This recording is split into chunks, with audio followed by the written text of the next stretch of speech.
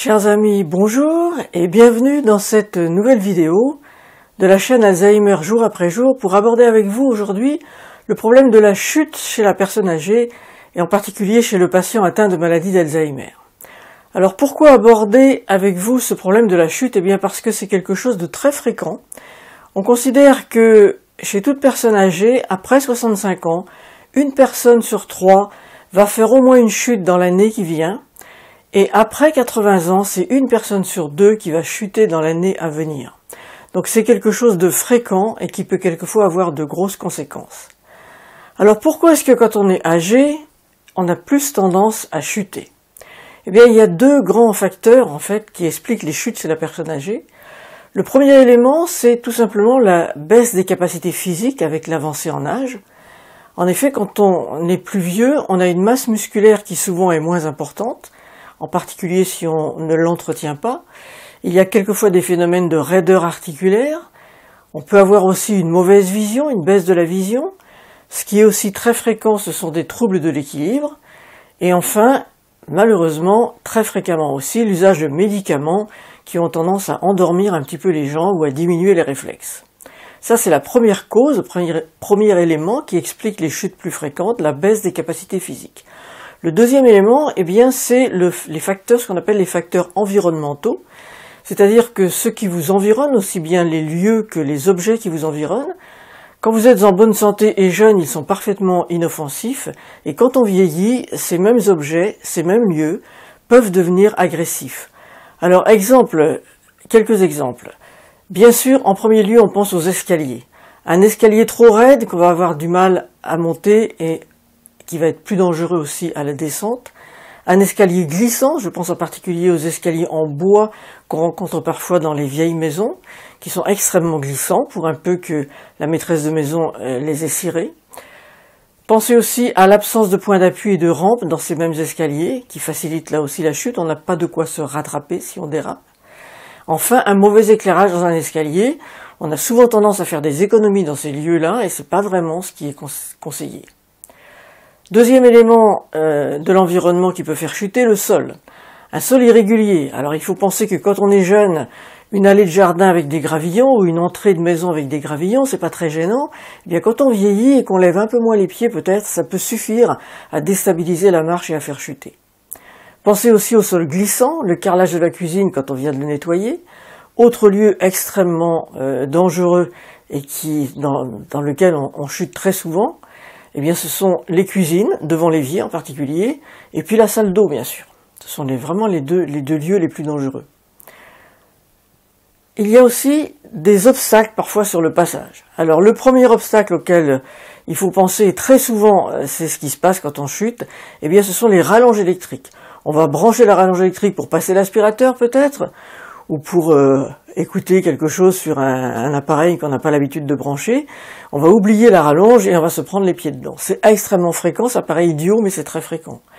Autre cause également assez fréquente, ce sont les animaux domestiques. Alors là, dans les animaux domestiques, il y a deux cas de figure. Il y a le chat, c'est le cas de ma chatte actuellement, qui marche vraiment en permanence devant moi. Il faut que je fasse très attention.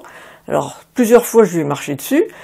Bon, elle a braillé, moi je ne suis pas tombé, mais je me méfie énormément. Elle est petite, je n'y pense pas toujours, un petit chien c'est la même chose. Et le deuxième facteur de risque, c'est le gros animal, c'est le gros chien. Moi j'ai une fille qui actuellement a un énorme chien qui fait 50 kilos, et il est extrêmement gentil, extrêmement affectueux, mais quand il s'approche de vous pour vous dire bonjour et qu'il vous donne un coup de rein, eh bien ça peut suffire à déstabiliser quelqu'un, même sans être âgé d'ailleurs. Donc attention aux animaux domestiques.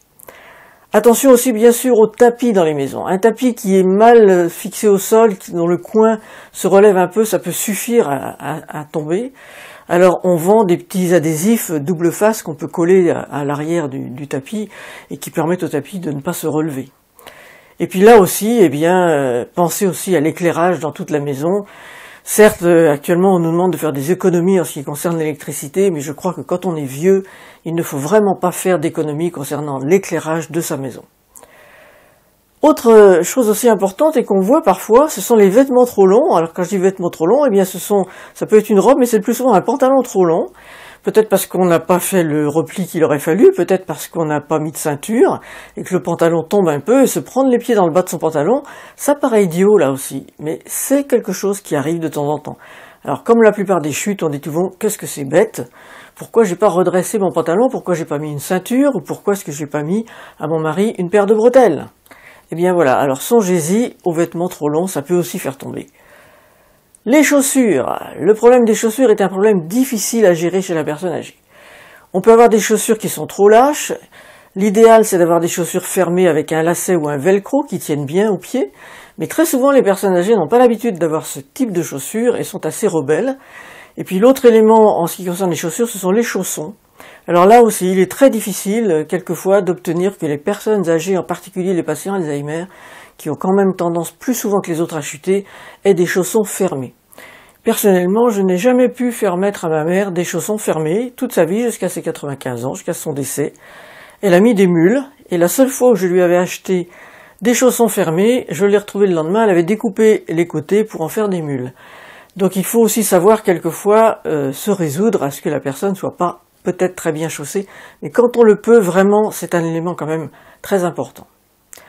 Alors bien sûr, quelles sont les conséquences de ces chutes et pourquoi je vous en parle? Eh bien c'est parce que ces conséquences sont souvent très très lourdes. En effet, on estime qu'une personne âgée qui va tomber, et les patients Alzheimer sont souvent âgés, eh bien elle va avoir dans 10% des cas, donc une fois sur 10, des lésions vraiment importantes, des blessures graves qui vont généralement entraîner une hospitalisation. Et qui dit hospitalisation chez un patient Alzheimer, ça veut dire 9 fois sur 10, d'ailleurs aussi chez n'importe quelle personne âgée, une baisse de l'autonomie, une perte de l'autonomie. Et bien sûr, en premier lieu, dans les chutes chez la personne âgée, ce sont les escaliers qui provoquent en général les blessures les plus graves, voire quelquefois le décès. Quand on dévale un escalier la tête la première, c'est jamais très bon. Et puis la deuxième conséquence, eh bien, c'est que ce qu'on se casse le plus souvent, quand on est vieux, c'est le fémur. La fracture du col du fémur, tout le monde en a entendu parler. On peut aussi se casser le poignet ou l'épaule, voire les vertèbres. Mais la fracture du fémur, qui est quand même de loin la plus fréquente, eh bien dans 30 à 50% des cas, elle va aussi se conclure par une perte de l'autonomie. Cependant, chez un patient Alzheimer, il ne faut pas particulièrement s'inquiéter d'une fracture du col du fémur. Pourquoi? Parce que dans la fracture du col du fémur, actuellement, on met des prothèses qui permettent aux malades de marcher dès le lendemain. Et si on gère bien la douleur, le patient Alzheimer, il va la plupart du temps oublier complètement qu'il a été opéré. Donc il va se rééduquer tout seul et vraiment très très bien. Moi j'ai vu des personnes de plus de 90 ans avec une maladie d'Alzheimer marcher quasiment normalement le lendemain, tout simplement parce qu'elles n'avaient pas mal, on leur avait donné un antalgique et elles avaient oublié qu'elles avaient été opérées. Donc pas de panique non plus concernant une anesthésie générale. Ça n'aggrave pas toujours la maladie d'Alzheimer. Dans ma carrière, j'ai accompagné des centaines de patients Alzheimer et à 2 reprises, j'ai vu une anesthésie générale améliorer les performances de mémoire de ces personnes. Donc, ne redoutons pas particulièrement non plus l'anesthésie générale à l'occasion d'une fracture. Alors, qu'est-ce qu'on peut faire pour éviter ces chutes et faire en sorte qu'elles deviennent le plus rares possible? Eh bien, premièrement, entretenir ses muscles, et en particulier les muscles des jambes qui permettent donc de marcher. Alors, la façon la plus simple et la plus efficace aussi, eh bien, c'est de marcher. Marcher tous les jours, marcher un petit peu, essayer de marcher peut-être éventuellement en donnant le bras à quelqu'un ou avec une petite aide comme une petite canne ou un bâton de marche éventuellement, mais marcher tous les jours, personnellement, tous les matins, je marche une demi-heure de marche assez rapide, à peu près 5-6 km/h, pendant une demi-heure, 30 minutes.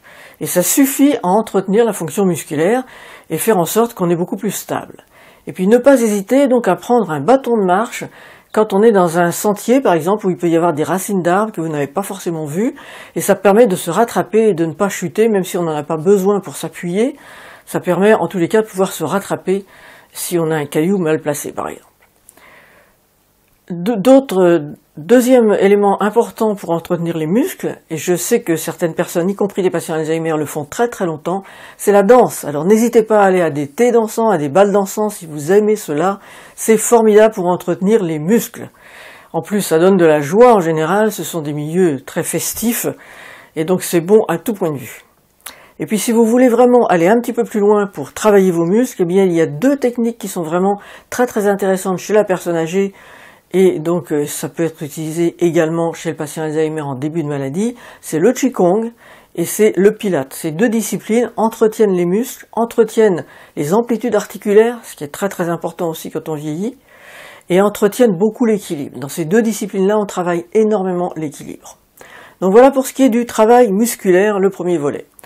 La deuxième chose importante, c'est de travailler son équilibre, bien sûr, parce que souvent, quand on chute, c'est parce qu'on est déséquilibré. Pouvoir se rattraper, éventuellement, pouvoir gérer peut-être un petit vertige. Alors pour ça, il faut, bien sûr, il y a des rééducateurs, il y a des kinésithérapeutes. Si vous avez eu un gros problème de vertige, votre médecin pourra vous prescrire de la kinésithérapie pour rééduquer l'équilibre. Mais si vous êtes simplement un petit peu âgé, eh bien, vous pouvez faire des exercices tout simples. Alors, je vais vous en donner 3 qui se font en 3 minutes. Le premier, c'est ce qu'on appelle l'exercice du flamant rose. Alors là, vous allez peut-être pas voir mes pieds, mais c'est pas grave. Vous vous mettez debout tranquillement, en écartant un tout petit peu les pieds. Vous prenez appui sur la jambe gauche, et vous allez poser la plante de votre pied sur votre mollet gauche. Donc ça va vous obliger à garder l'équilibre. Vous pouvez vous servir de vos bras comme balancier. Vous tenez, si possible, 5 secondes, et vous reposez votre pied, et vous faites la même chose de l'autre côté.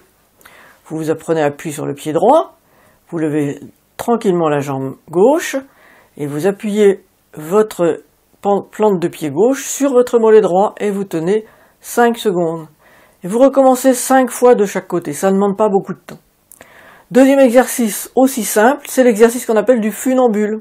Vous allez mettre, comme dans les concours de beauté, vous posez le pied gauche juste devant votre talon qui touche vos orteils du pied gauche, et là aussi, vous restez dans cette posture, aidez-vous de vos bras si vous avez besoin pour faire l'équilibre, et vous essayez de tenir comme ça 5 secondes. Ensuite, vous reposez les deux pieds côte à côte et vous faites l'inverse, le pied gauche devant le pied droit. Vous voyez, c'est pas très compliqué.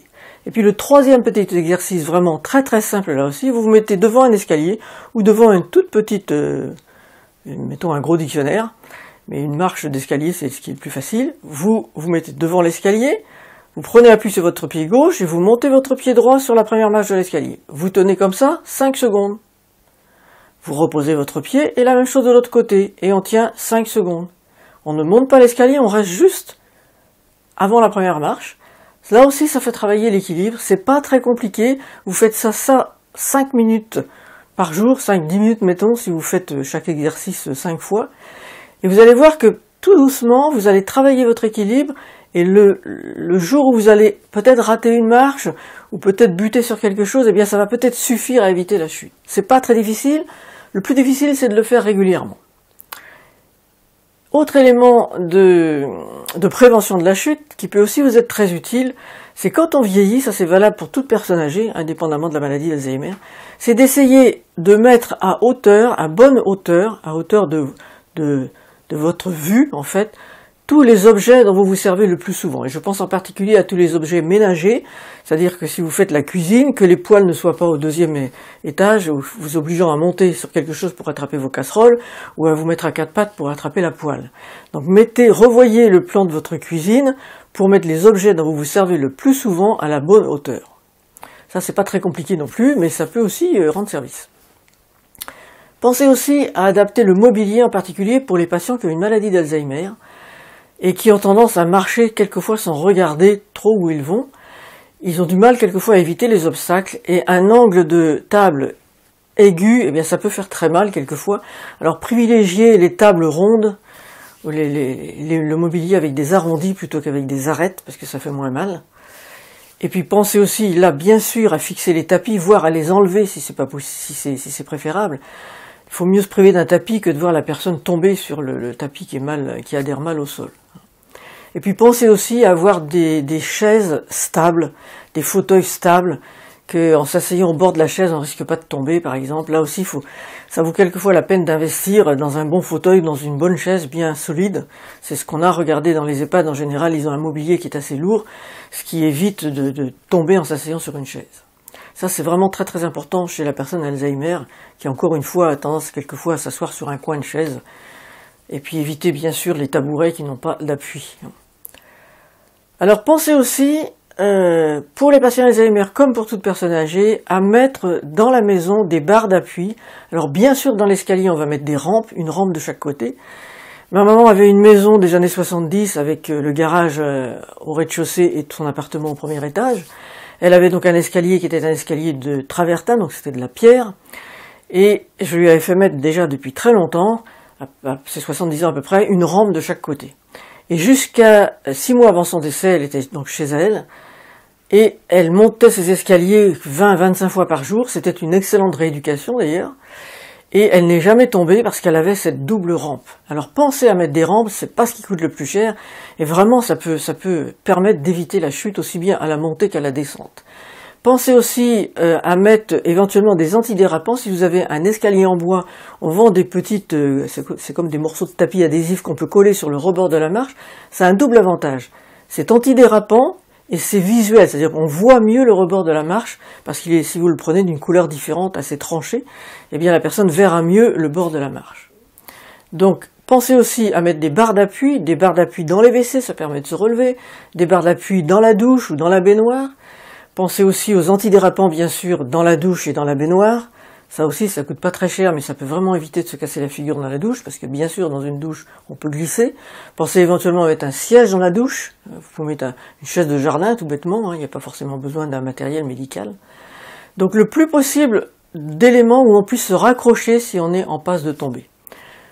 J'ai oublié de vous dire, mais quand vous faites les petits exercices d'équilibre, ne vous mettez pas en plein milieu de votre jardin. Mettez-vous à côté d'un mur ou d'une chaise ou d'une table où vous puissiez vous raccrocher. Si vous voyez que vous perdez l'équilibre, que vous puissiez vous raccrocher et non pas prendre le risque de tomber, bien sûr. Autre élément aussi important, la téléassistance. On n'y pense pas toujours, mais c'est vraiment quelque chose de très précieux quand on vieillit.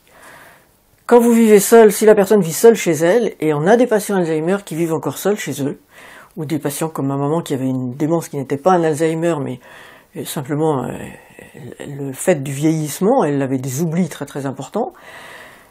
Elle a fini par accepter, après beaucoup de négociations, d'avoir une téléalarme avec un bracelet. Et à peu près 2 semaines après qu'on ait installé cette téléassistance, elle est tombée chez elle, il était 19h, c'était pas très tard. Elle était seule chez elle, moi j'habite à 800 mètres. La femme de ménage serait peut-être arrivée le lendemain, mais c'est pas sûr. Et elle était par terre sur le carrelage de son couloir, le téléphone était juste au-dessus d'elle, mais elle ne pouvait pas l'atteindre puisqu'elle était par terre. Elle n'avait pas de chaise ni rien qui pouvait lui permettre de se relever, donc elle a appuyé sur le bouton. Je vous rappelle que je suis à 800 mètres de son domicile, 5 minutes après j'étais là, et la première chose qu'elle m'a dit quand je suis arrivé, « Ah ben t'en as mis du temps à venir ».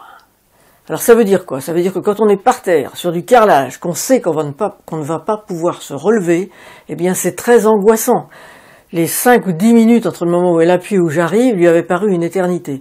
Si elle n'avait pas eu cette téléalarme, elle aurait attendu jusqu'au lendemain matin, 9h si c'était la femme de ménage, 10 ou 11h peut-être si c'était moi, car je n'allais pas toujours la voir de bonne heure le matin. Donc vraiment la téléassistance c'est quelque chose d'important. Il ne faut pas attendre trop tard quand on vit seul pour l'utiliser. Actuellement, il y a même des téléassistances qui ont des systèmes de géolocalisation pour les patients Alzheimer. Ça permet de définir un périmètre au-delà duquel, eh bien, vous allez être prévenu que la personne est sortie de ce périmètre. Et donc éviter éventuellement que la personne aille se perdre dans la nature autour de chez vous. Et puis la dernière chose, eh bien, c'est d'apprendre à se relever avant de tomber, c'est-à-dire regardez, allez sur internet, regardez les vidéos, vous en trouverez qui vous apprennent à vous relever quand vous êtes par terre. Le grand principe, c'est quand on est par terre, on est tombé, c'est d'abord de respirer, de voir si on s'est pas fait mal. Est-ce que je peux bouger les bras? Est-ce que je peux bouger les jambes? Apparemment, j'ai rien de cassé, j'ai pas de grosse douleur. Bon, ok. Donc je vais à ce moment-là me tourner sur le côté, en essayant de plier une jambe, et me tourner sur le côté et essayer de me mettre à plat ventre. Et ensuite, de se redresser, de se mettre à 4 pattes. Et l'astuce après, c'est d'essayer de s'accrocher à quelque chose pour se relever. Donc il faut avoir, bien sûr, à proximité, une chaise, ce qui est le cas le plus fréquent, ou quelque chose contre lequel on puisse s'agripper. Voilà le principe. Voilà, eh bien écoutez, je crois que j'ai à peu près fait le tour de tout ce qui est cause et conséquences et prévention de la chute. Rappelez-vous qu'un patient Alzheimer, il a tendance à chuter encore plus que les autres. Pourquoi? Parce que quelquefois, il regarde pas trop où il va. Parce que quelquefois, il est distrait. Un patient Alzheimer, c'est quelqu'un qui ne garde pas sa concentration, donc il va, si un mouvement se passe, un animal qui bouge, eh bien il va continuer à marcher et il risque de tomber. Et puis deuxième élément, les patients Alzheimer deviennent raides, non pas parce que leurs articulations deviennent raides, mais parce qu'il y a ce qu'on appelle une hypertonie, c'est-à-dire une contracture, et la conséquence de ça, c'est qu'un patient Alzheimer ne lève de moins en moins les pieds, et en traînant les pieds, le moindre obstacle va faire tomber, parce que quand on est raide, on ne plie plus les genoux. Donc se rappeler de ça, un patient Alzheimer, il a encore 2 fois plus de chances de tomber qu'une personne âgée non malade. Merci de m'avoir écouté, je sais que ça a été un peu long, mais je pense que c'était vraiment important, et à très bientôt dans une prochaine vidéo. N'oubliez pas de vous abonner si ce n'est pas déjà fait, je vous rappelle que j'ai une adresse mail alzheimer@gmail.com, vous pouvez m'écrire si vous avez besoin de conseils plus personnalisés, je me ferai un plaisir de vous répondre, et à très bientôt dans une prochaine vidéo.